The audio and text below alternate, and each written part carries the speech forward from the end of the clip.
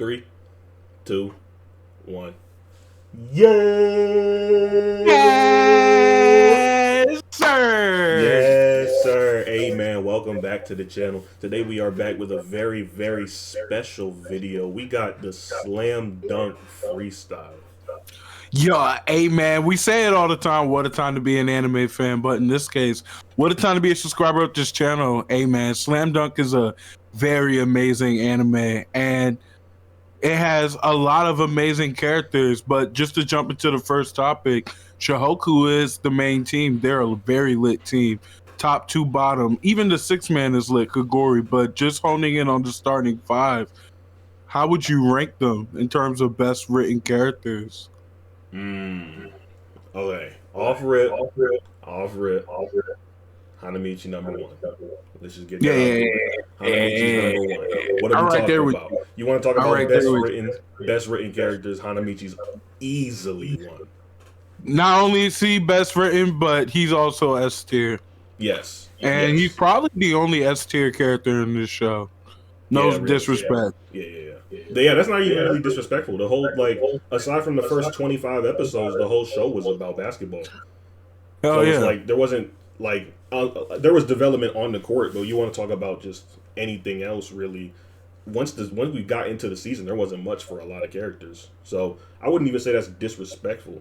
Like, it's just what it is. But Hanamichi's Mm. definitely number one. Number two.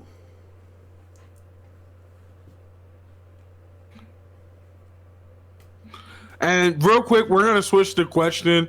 Rather than top five on Shohoku, top five in the show. In the show. Fuck. Okay. I mean, I don't think. Hanamichi still won. Yeah, Hanamichi still won easily. Yeah. The reason why I switched is because I'm thinking hard about Sendo at the moment. I'm thinking hard about Sendo too, but I wouldn't put Sendo over Akagi for best written. I wouldn't either. Shit, But Akagi's my number I'm also two. thinking about Miyagi and Mitsui and that whole, because we just talked about that first 25 episodes, how they got introduced, that whole shit. That was their moment, and that was huge. You think Let alone, Shohoku itself got it with the starting five? I think they. Ooh, I think they I think might. Shohoku got it with the starting five, but my thing is Sendo is really high up there Yeah, for me. yeah. I'm gonna go with Kagi too. Um,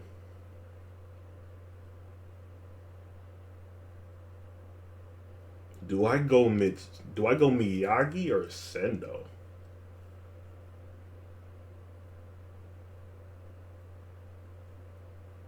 I'm gonna go Miyagi three, especially because we just got so much more of them too. Yeah. Um,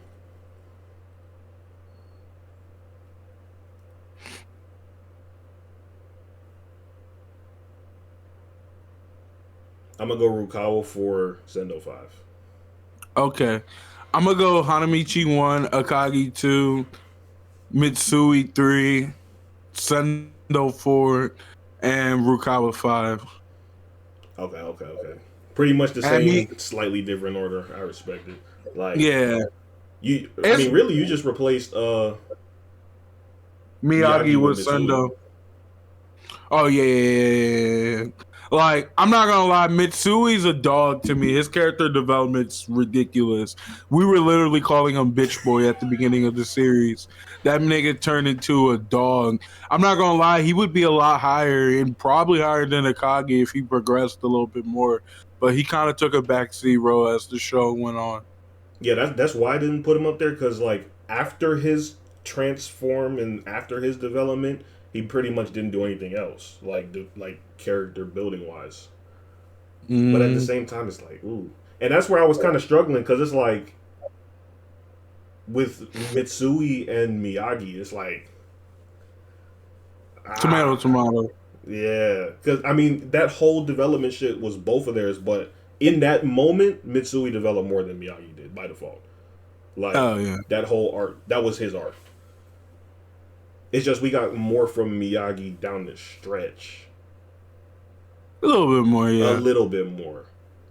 Like even going into the manga, Yeah.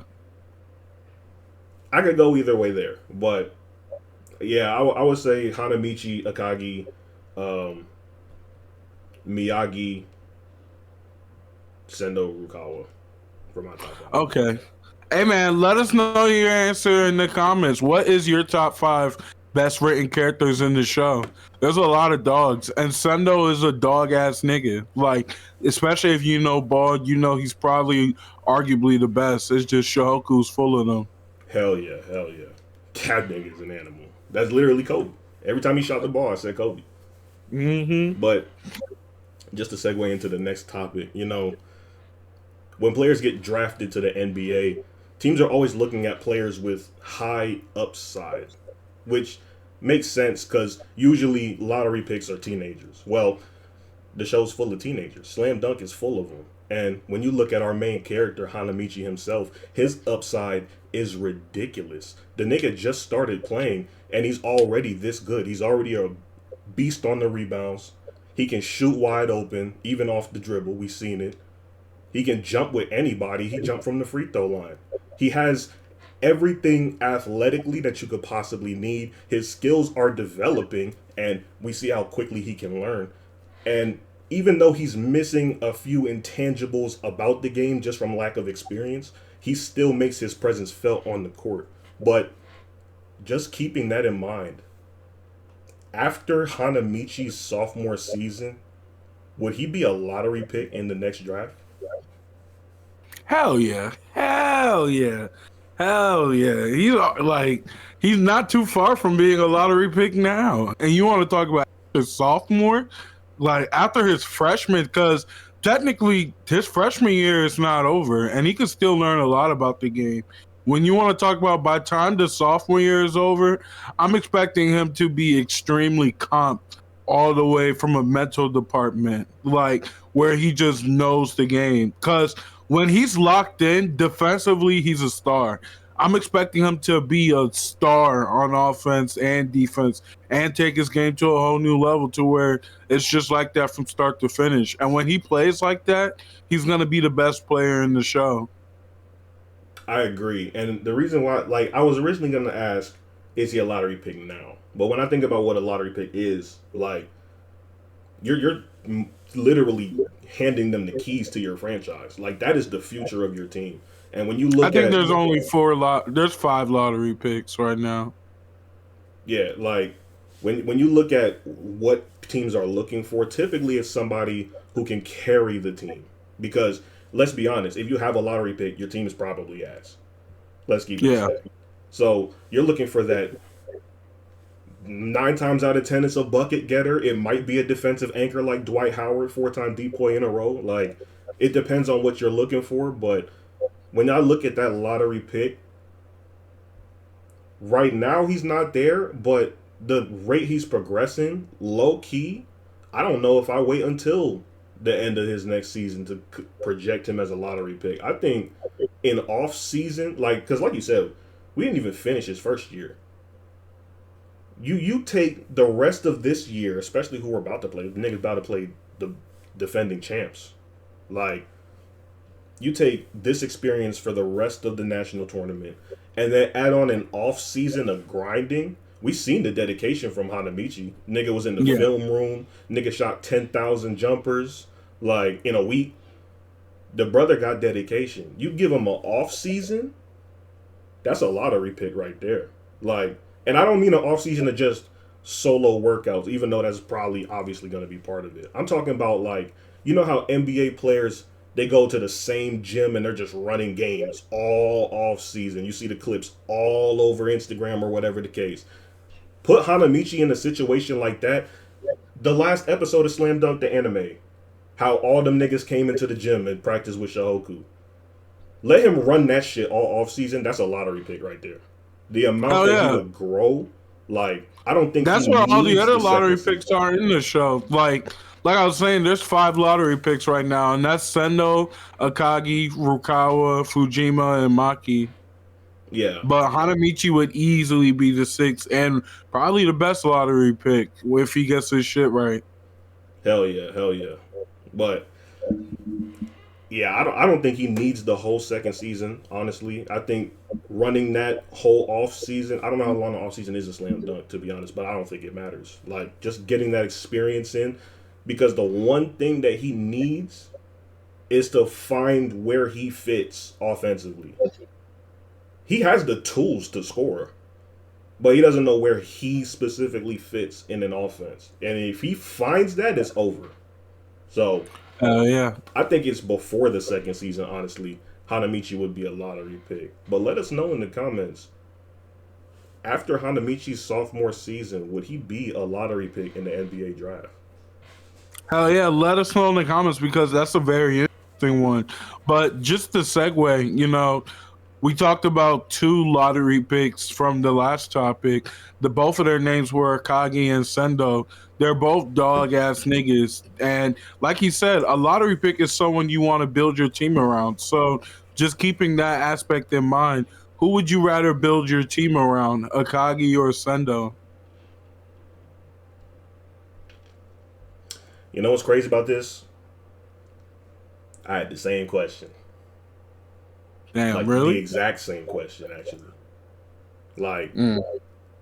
and I'm really torn because you can't go wrong either way. But me personally, and this is how I think on in basketball. If I have a guaranteed rebounds, guaranteed rebounds, guaranteed rim protection is the first place I'm going every time. Like me personally, I draft big. If I'm picking the first player, I'm picking the biggest player, biggest skilled player available. And in this case, it's Akagi. Like, cause I'm thinking the Dwight Howards, like I just mentioned in the last topic. The Magic drafted that nigga when they were some shit. Dwight Howard was supposed to be the next Shaq, but it wasn't just because of offense, even though he was a freak athlete. It was that rim protection. Nigga won. He won 4 straight Defensive Player of the Year awards and carried the Magic through the playoffs. That nigga was barely averaging any points, but he had 5 blocks a game and 14 rebounds. Like, you can build your team around defense and pick up some shooters. You can pick up other things. So if I'm building around one of them, like, I feel like scorers, especially like if we're talking nowadays, but even back then, I feel like people who can score are easier to come across, not to Sendo's caliber by default. But I feel like people who can score the ball are easier to come across than an elite paint protector. So, me personally, I would choose Akagi, but you can't go wrong either way here. See, I'm torn because Sendo is Kobe. Like, Sendo is a dog ass nigga and he's a auto bucket. Like, he's unguardable and he's a walking 30, 60 if you need it. Like, Sendo is that nigga and he can score from damn near anywhere. And I think he can play the 1 through 4. Like, his skill set gives him the 1 2 3, but his big ass makes him really probably able to play the 4. Like, he's a big nigga. He's like Luca in that regards. But I would give it to Akagi too, just because Akagi draws auto double teams unless your center is an elite caliber. Like, unless you have an elite defender center down there, Akagi has to be double teamed. The nigga is a dog ass nigga, and he's a walking lick. Not walking lick. He's a walking bucket on offense. On defense, he's elite too, like you said. Like, he shuts down the paint and he gets the rim, the rebounds. So honestly, I think Akagi is the better choice just because he brings everything that you need in the center. I think Akagi's the perfect center. There's really not much else you could ask for him aside from shooting. But outside of shooting, I think he's the perfect center. And I'm kind of right there with you. I feel like scores like Sendo aren't as rare when you want to talk about someone like Akagi. I feel like he's once in a lifetime rare. Yeah, like I that, feel and like that's Sendo's generational. yeah. Like, and that's my thing too. Like, obviously, finding a scorer like Sendo who's as good as Sendo is very fucking hard. But Yeah. I can get serviceable scorers anywhere. to get someone that elite on defense, let alone, I'm not even mentioning Akagi's leadership qualities. And he's a lead on offense too. Yeah, like Akagi, let alone Akagi as a leader, nigga. That nigga hurt his ankle. He said, "Tape it up." Like, nigga, yeah, give me that nigga. That's a dog right there. Like, he was in his own head with an injury and said, "Fuck that. Give me the rock." And like you said, unless it's somebody who's a lead on defense as well, barbecue chicken in that paint. So, Hell yeah. give me big ass. Give me big ass. I'm right there with you. But hey, man, let us know in the comments. Would you rather build a team around Akagi or Sundo?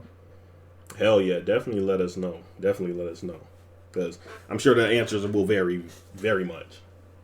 But just to segue into my next topic, you know, on our last channel, rest in peace, we dropped our slam dunk tier list. And we put Miyagi over damn near every guard in the show besides Maki. And when you look at the qualities that Miyagi brings to the table, I mean, his court vision is elite. He's quick on his feet. He's athletic despite his small size.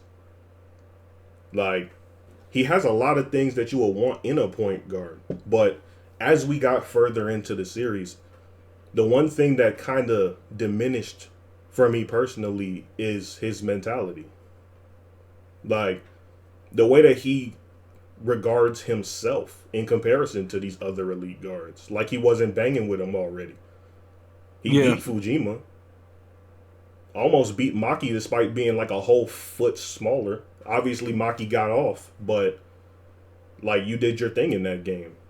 And going into the Sano game, he was shitting bricks. Like, that kind of, I don't know. I kind of felt he thought higher of himself as a guard. And even in the Toyotama game in round 1 of Nationals, he was in his own head. I'm not going to sit here and say he's the reason we were losing or anything, but he didn't help us in the first part of the game. Like, that mentality that he's been showing in the last couple of games kind of lowered my stock of him a little bit, and I regard him very highly as a guard. But going into the Sano game, this team is the best Sano team they've ever had. Even better than the team from last year that bust Maki's ass by 30. So, just keeping all of this in mind, if Miyagi shows up and has his best game of the series against Sano, would he be the best guard in Slam Dunk? Probably, yeah. Because, truth be told, yeah. Like, I'm not gonna lie. The only reason why Fujima has Miyagi right now is because Miyagi doesn't have that killer instinct to just go get points. But at the end of the day, when you want to talk about facilitating, playmaking, like, Miyagi does it better than everyone, even Maki. Like, I think Miyagi plays point better than everyone. Now, mind you, he has a super team, but hey, doesn't matter. Like, I think he's arguably the best point guard. And next, you know, you want to talk about there's a demon point guard on that team too. So if they win, then yeah, I think so.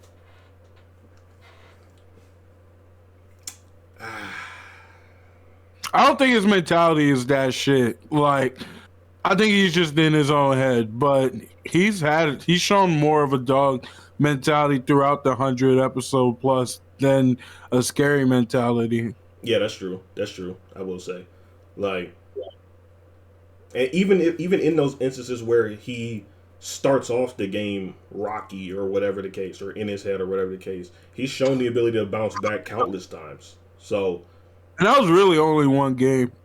Yeah, like, it's just tough because best guard. Now, if he has his best game, it will be tough to even refute him being the best guard in the show, especially because he already beat Fujima head to head, regardless of not having that killer instinct to go get points. He beat the. And when we say best game, like, I'm thinking like damn near like arguably MVP type game. Yeah, yeah. Like it's tough on Shahoku to get MVP. I'm not gonna lie, but his Yeah, best he is game a would be super team. crazy. His best game would be crazy. Like I wish they actually went into stats per game, so I could get a gauge of what Miyagi's best game would actually look like. Yeah. But if I had to guess, I would say probably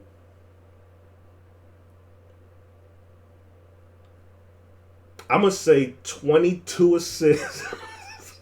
I don't think that's crazy. Like I'm gonna say He 22 probably already assists. done that. He probably has, but not against competition like this. Because this is the best comp they've ever played. Yeah. I'm gonna say 22 assists, and for the points, give me 15. I'm right there with you. I think that's reasonable. That's reasonable. Like, because at the end of the day, again, this is the best comp they've ever played. And he's not a go get a bucket ass nigga. That's not his game for real. But And if he does have defense too. he does have He's shown to defense. be in them lanes. Yeah. Like he got quick hands and quick feet. He got defense. It's just when he's going against a big body Hulk body nigga like Maki, there's only so much he can do. He's just small. But the nigga got defense. I feel like if he give me 15 points, 22 assists, now that's a lot. I'm not gonna lie. But I feel like it's possible for a player of his caliber. If he did that, or even if he gave me 15 points and 17 assists. Like, against this competition, I think it would be irrefutable. Because Maki couldn't do it. His ass got 30 ball by a lesser team. So, I'm right there with you. I think he would be the best guard. If he has his best game against this team, absolutely. But hey man, let us know in the comments. If Miyagi has his best game of the series against Sano, would that make him the best guard in Slam Dunk? Yeah, let us know in the comments. That's a very interesting one, especially because of where I'm going for my last topic and the last topic of the freestyle. But, you know, Miyagi's a dog, and his bag is actually filthy. He's a filthy ass guard, bro. He can shoot. He doesn't have a 3 shot, but he could probably hit that bitch. He's just not Mitsui with it. But he can probably, not probably, he dribbles better than everyone. His playmaking is better than everyone. But his one weakness is his height. And like it gets in his head. Like, even if it didn't get in his head, it's still somewhat a weakness because he's not like a Steph Curry. Nah, this nigga is like Chris Paul. He's really short for real. Like, he's dead ass a little nigga. It just so happens his skill is that good that it just makes up for it. But it's crazy because even while being a little nigga, he's he's easily one of the best players in the show. Easily one of the best players in the show. So the question is, if you give Miyagi Hanamichi's height, would he be the best player in Slam Dunk?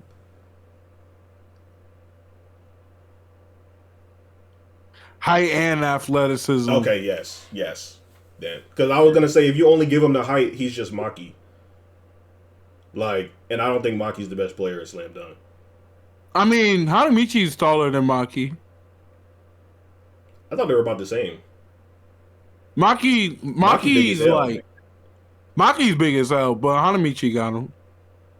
If he do, it's barely, probably by an inch. Yeah, but see, I'm just thinking this is the new Victor Wembanyama.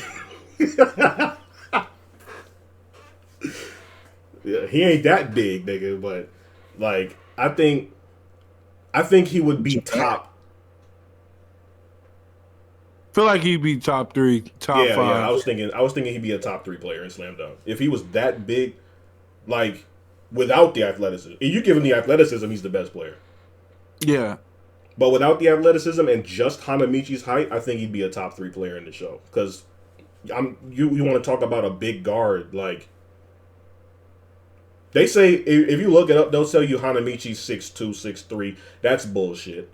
Like the nigga really likes 6'6", 6'7". So you're Yeah, talking about a 6'7" guard with handles like that, vision like that. Like we're talking about and a can Ben jump from the Simmons free that's not throw. scary as shit. Yeah, and can jump from the free throw. Can jump from the free throw and already has clamps and can't get bullied anymore. Like, Yeah, yeah, that's a top three player. That like you add on the athleticism, nigga. Imagine Miyagi jumping from the free throw line. yeah, Like, yeah, that's nigga. That's the best player at slam dunk. Like, easily, easily. But hey, that's our opinion. Let us know your opinion in the comments. If you give Miyagi Hanamichi's height and athleticism, would he be the best player in slam dunk? hell yeah, Hell yeah. definitely let us know. Vice versa, let us know what you think about everything else we covered in this freestyle. It was fun as usual. And if you enjoyed it, make sure you hit that like button, hit the big red subscribe button if you haven't already, and turn on that post notification bell so you don't miss our next freestyle or any of our other special videos. We drop straight bangers on this channel, so make sure you guys tap in with us. With that being said, make sure you guys click our description. There'll be 3 links waiting for you. The first one will take you to all of our socials, Sons of Tokyo on every platform. The second one will take you to our Discord. You feel me? Come on in. Come on in. You know what I'm saying? Join that Discord. Come vibe out with us. Talk about anything anime, non anime, sports, movies. It don't matter. And last but certainly not least, the link to our Patreon will be in the description. Make sure you guys join that. You can become a member for free and watch our full reactions to a good portion of Slam Dunk, as well as some of the manga, as well as everything else that we post over there. A lot of Patreon exclusives, so make sure you guys check that out. But yeah, man, with that being said, SOT out.